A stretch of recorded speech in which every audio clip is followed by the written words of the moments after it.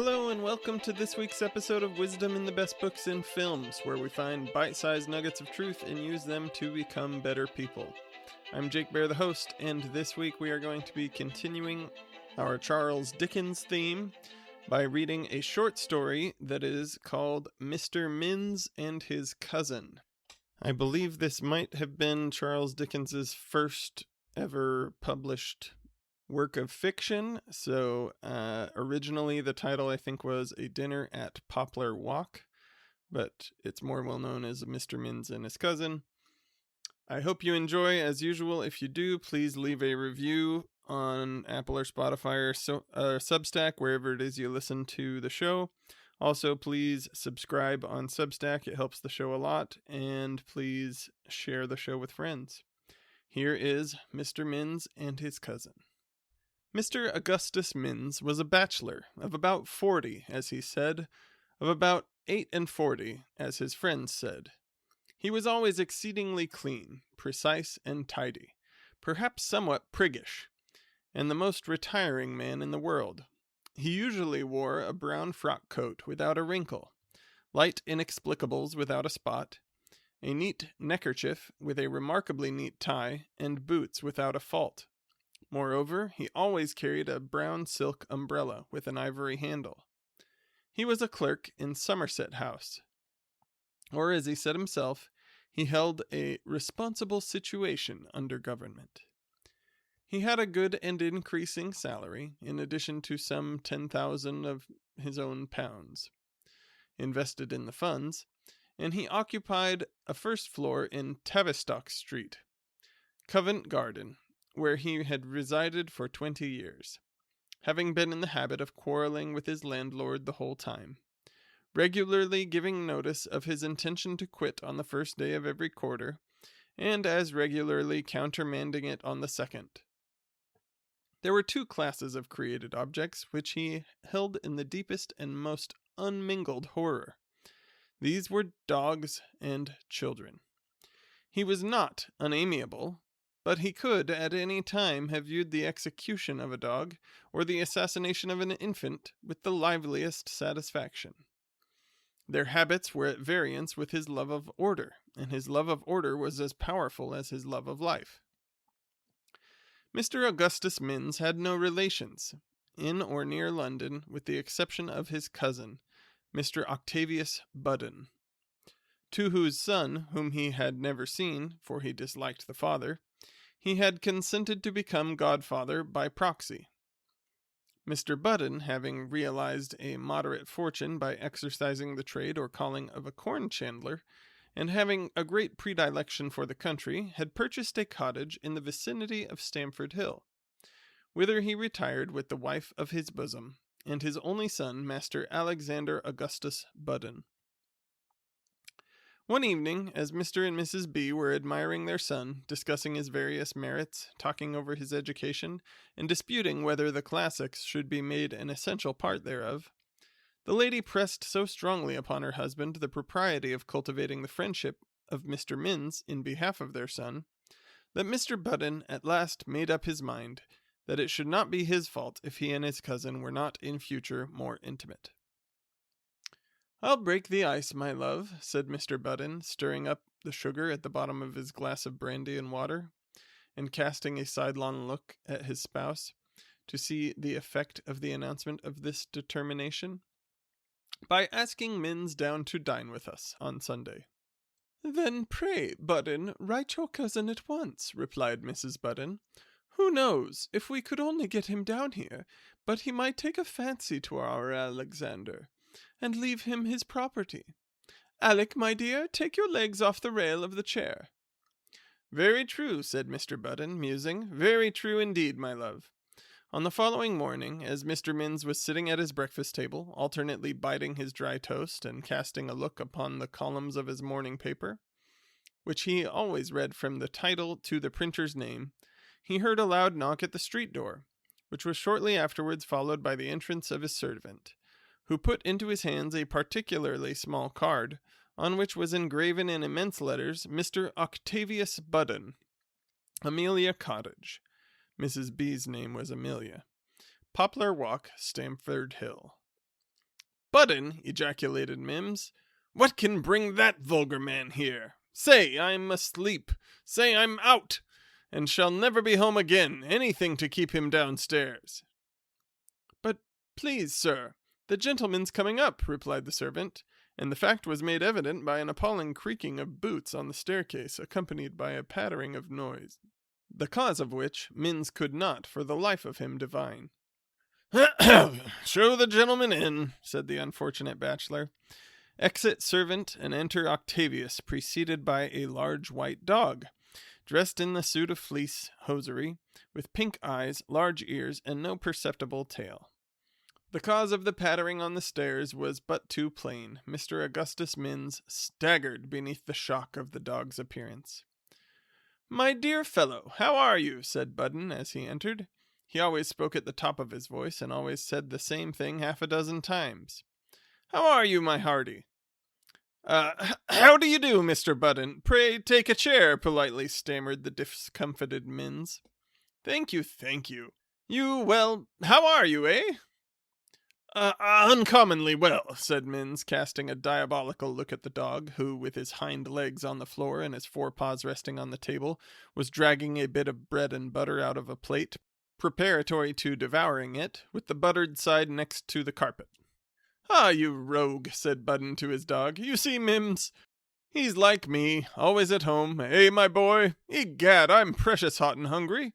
I've walked all the way from Stamford Hill this morning." "Have you breakfasted?" inquired Minns. "Oh, no, came to breakfast with you. So ring the bell, my dear fellow, will you? And let's have another cup and saucer, and the cold ham. Make myself at home, you see," continued Budden, dusting his boots with a table napkin. "Ha, ha, ha, ha! Upon my life, I'm hungry." Minns rang the bell and tried to smile. "I decidedly never was so hot in my life," continued Octavius, wiping his forehead. "Well, how are you, Minns? 'Pon my soul, you wear capitally." "You think so?" said Minns, as he tried another smile. "'Pon my life, I do." "Mrs. B. and what's his name quite well?" "Alec, my son, you mean. Never better. But at such a place as we've got a Poplar Walk, you know, he couldn't be ill if he tried. When I first saw it, by Jove, it looked so knowing with the front garden and the green railings and the brass knocker and all that. I really thought it was a cut above me."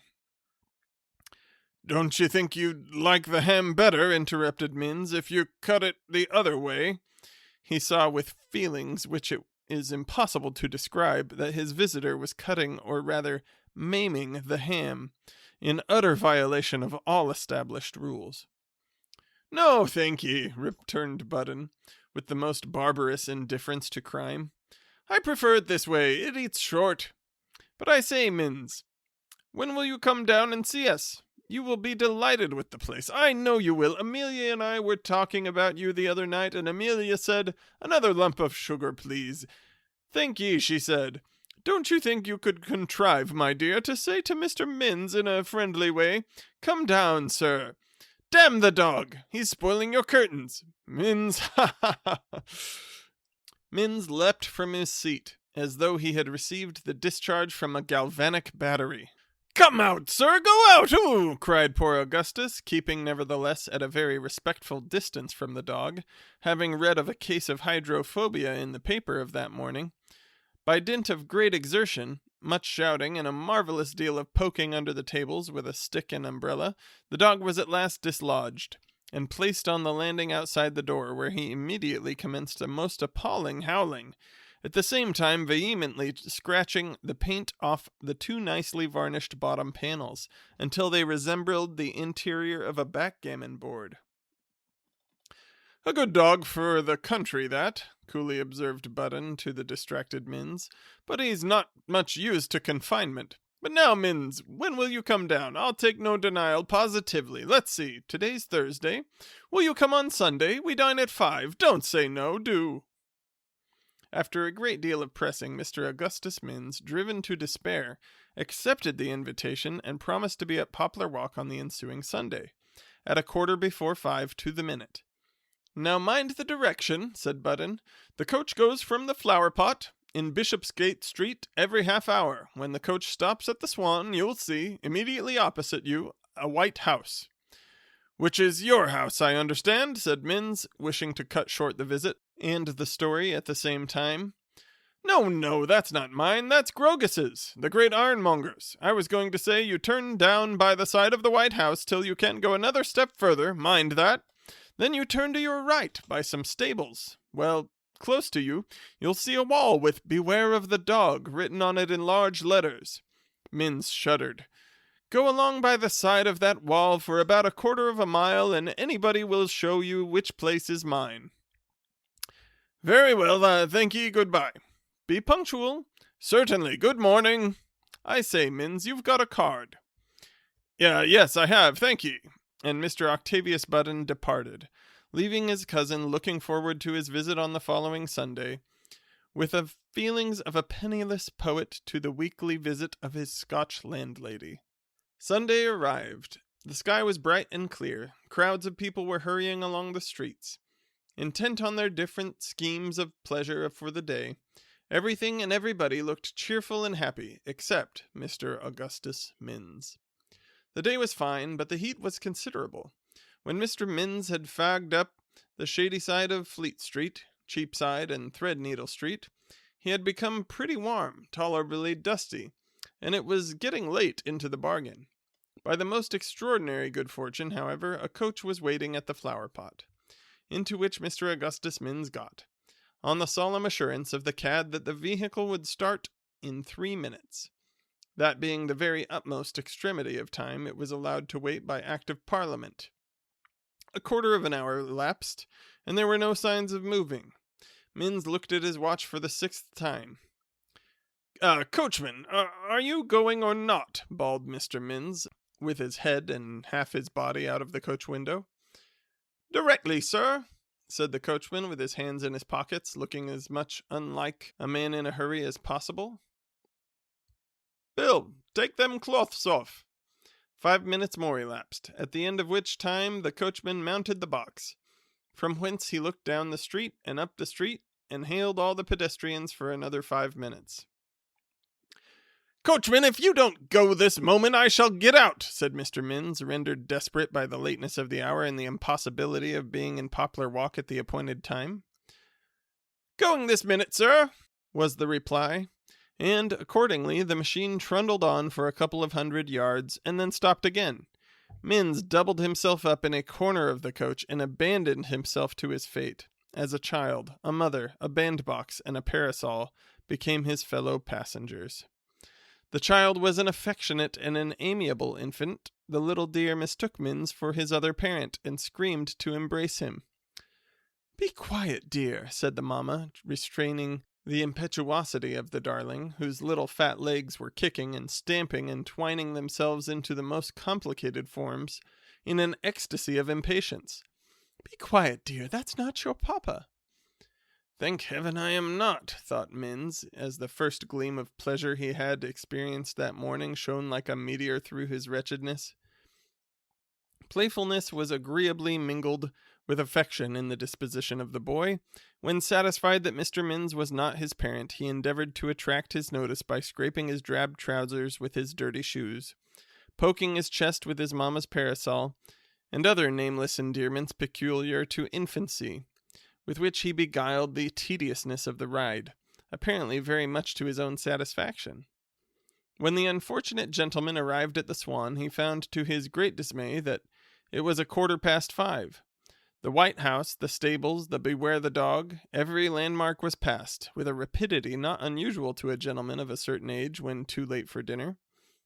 After the lapse of a few minutes, Mr. Minns found himself opposite a yellow brick house with a green door, brass knocker, and door plate, green window frames and ditto railings, with a garden in front, that is to say, a small loose bit of gravelled ground, with 1 round and 2 scalene triangular beds, containing a fir tree, 20 or 30 bulbs, and an unlimited number of marigolds. The taste of Mr. and Mrs. Budden was further displayed by the appearance of a cupid on each side of the door, perched upon a heap of large chalk flints, variegated with pink conch shells. His knock at the door was answered by a stumpy boy in drab livery, cotton stockings, and high lows, who, after hanging his hat on one of the dozen brass pegs which ornamented the passage, denominated by courtesy the hall, ushered him into a front drawing-room, commanding a very extensive view of the backs of the neighboring houses. The usual ceremony of introduction and so forth over, Mr. Minns took his seat, not a little agitated at finding that he was the last comer, and somehow or other the lion of about a dozen people, sitting together in a small drawing-room, getting rid of that most tedious of all time, the time preceding dinner. "Well, Brogson," said Budden, addressing an elderly gentleman in a black coat, drab knee-breeches, and long gaiters, who, under pretense of inspecting the prints in an annual, had been engaged in satisfying himself on the subject of Mr. Minns' general appearance, by looking at him over the tops of the leaves. "Well, Brogson, what do the ministers mean to do? Will they go out, or what?" "Oh, why, really, you know, I'm the last person in the world to ask for news. Your cousin, from his situation, is the most likely person to answer the question." Mr. Minns assured the last speaker that although he was in Somerset House, he possessed no official communication relative to the projects of His Majesty's ministers. But his remark was evidently received incredulously, and no further conjectures being hazarded on the subject, a long pause ensued, during which the company occupied themselves with coughing and blowing their noses, until the entrance of Mrs. Budden caused a general rise. The ceremony of introduction being over, dinner was announced, and downstairs the party proceeded accordingly, Mr. Minns escorting Mrs. Budden as far as the drawing-room door, but, being prevented by the narrowness of the staircase from extending his gallantry any further, the dinner passed off as such dinners usually do. Ever and anon, amidst the clatter of knives and forks and the hum of conversation, Mr. B.'s voice might be heard, asking a friend to take wine, and assuring him he was glad to see him. And a great deal of by-play took place between Mrs. B. and the servants, respecting the removal of the dishes, during which her countenance assumed all the variations of a weather-glass, from stormy to set fair. Upon the dessert and wine being placed on the table, the servant, in compliance with a significant look from Mrs. B., brought down Master Alexander, habited in a sky-blue suit with silver buttons, and possessing hair of nearly the same color as the metal.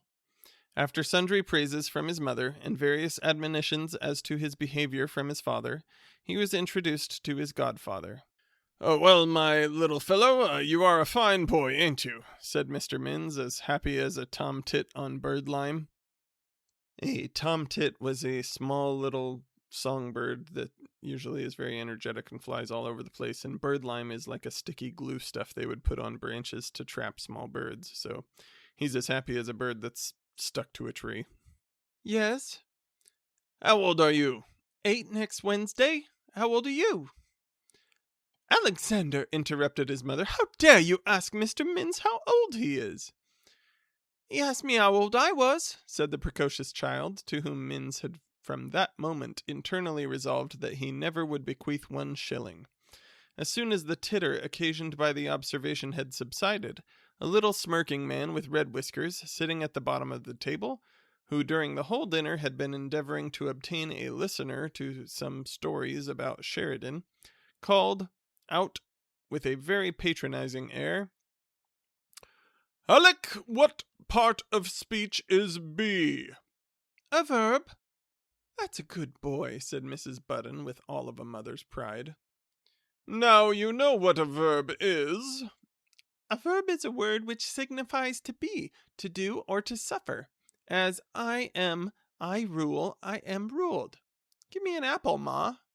"I'll give you an apple," replied the man with the red whiskers, who was an established friend of the family, or in other words was always invited by Mrs. Budden, whether Mr. Budden liked it or not, "if you'll tell me what is the meaning of bee." "Bee?" said the prodigy after a little hesitation. An insect that gathers honey." "No, dear," frowned Mrs. Budden. B-double-E is the substantive." "I don't think he knows much yet about common substantives," said the smirking gentleman, who thought this an admirable opportunity for letting off a joke. It's clear he's not very well acquainted with proper names. Gentlemen, called out Mr. Button from the end of the table in a stentorian voice. Stentorian means really loud, booming voice. And with a very important air. Will you have the goodness to charge your glasses? I have a toast to propose. Hear, hear, cried the gentlemen, passing the decanters. After they had made the round of the table, Mr. Button proceeded. Gentlemen, there is an individual present. Hear, hear, said the little man with the red whiskers. Pray be quiet, Jones, remonstrated Button. I say, gentlemen, there is an individual present, resumed the host, in whose society I am sure we must take great delight, and the conversation of that individual must have afforded to everyone present the utmost pleasure. Thank heaven he does not mean me, thought Minns, conscious that his diffidence and exclusiveness had prevented his saying above a dozen words since he entered the house.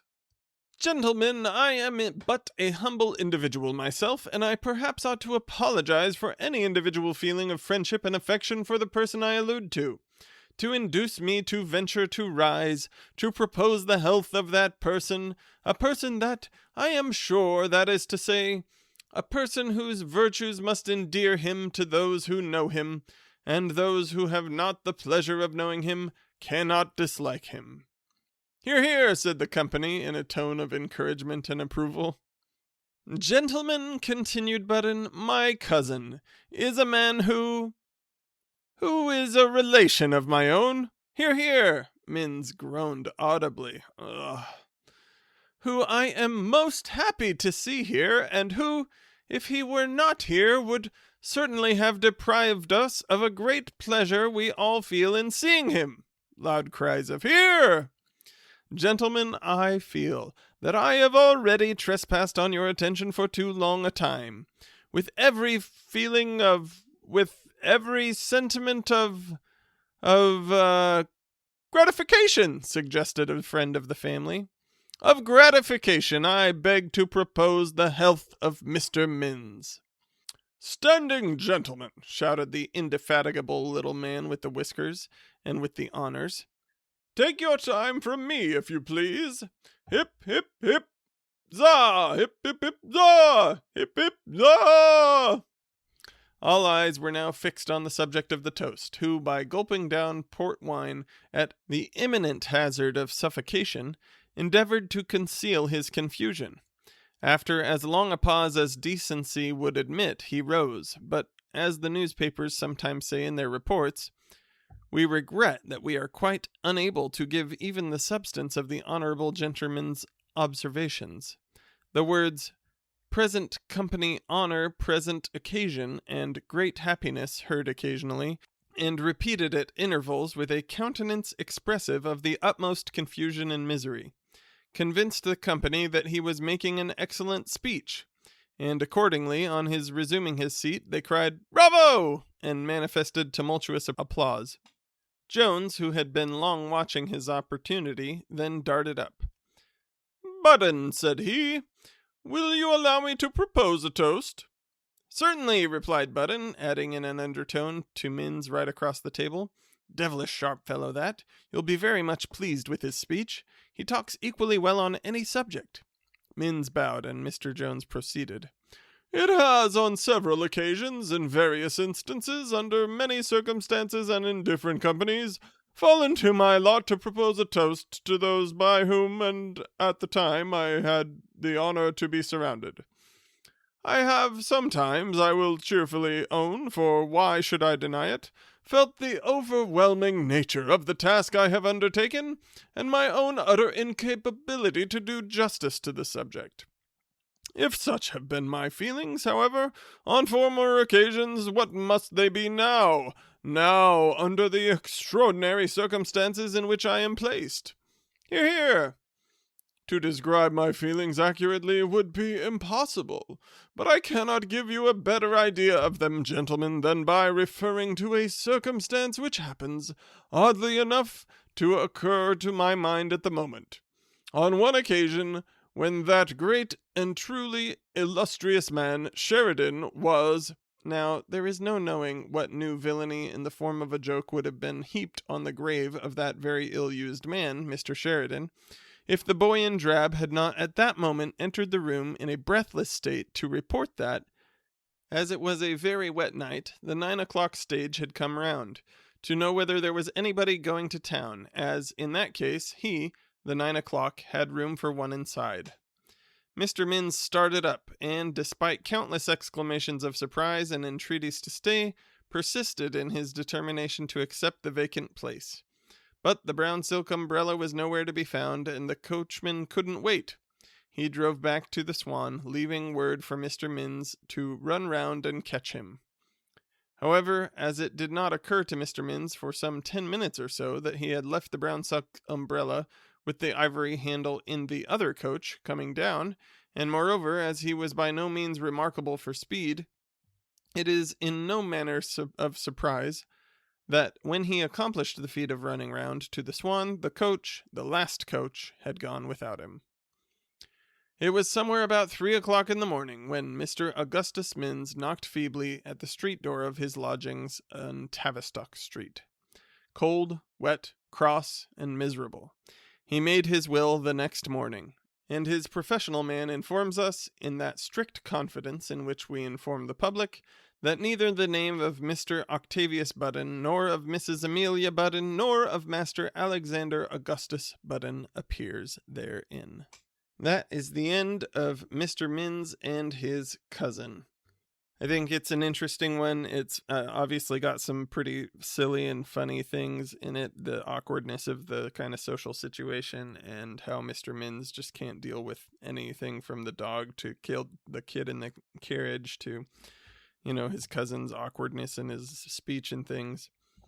And, but to me, it's interesting because what really stands out to me is that every single one of the things that really flusters Mr. Minns is something that should be pretty easy to shrug off and either at least just be like, okay, it's not a big deal, or to really just laugh, and say, well, this is silly, it's ridiculous, the dog coming in is one that I would probably struggle with too, get this dog out of my house, but the kid coming into the carriage and being all funny and there's different things that annoy each of us, but I think that's kind of the thing. We can see something in the story that's funny, but also that's like, okay, well, maybe I need to get better at dealing with things that are outside of my comfort zone. So anyways, come back next week and we will have another thought from one of the longer novels of Charles Dickens. And next week we will be talking about Little Dorrit, which is one of my favorites of his novels.